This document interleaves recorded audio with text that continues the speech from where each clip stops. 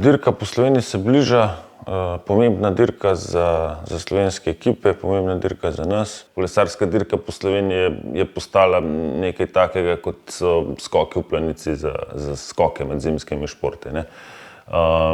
Tako da je pomembna iz vidika predstavitve, iz vidika, da ljudje spoznajo, da kolesarstvo niso samo, ne vem, ekipe svetovne serije in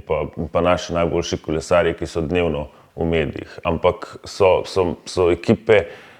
nižjega ranga, ki se predvsem ukvarjajo z vzgojo oziroma z nudenjem možnosti mladim slovenskim kolesarjem, da se pokažejo in da dobijo možnost potem prestopa v višje, večje, boljše ekipe. In ni boljše priložnosti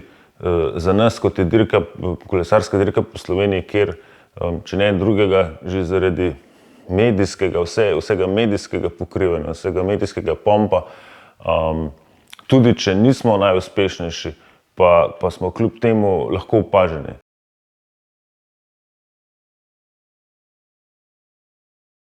Mi težko karkoli naredimo v skupnem seštevku, lahko se pokažemo dres, predvsem v pobegih, se pravi, ciljamo mogoče na kakšno od majic, predvsem v prvi, drugi etapi je za to še kakšna možnost, tako da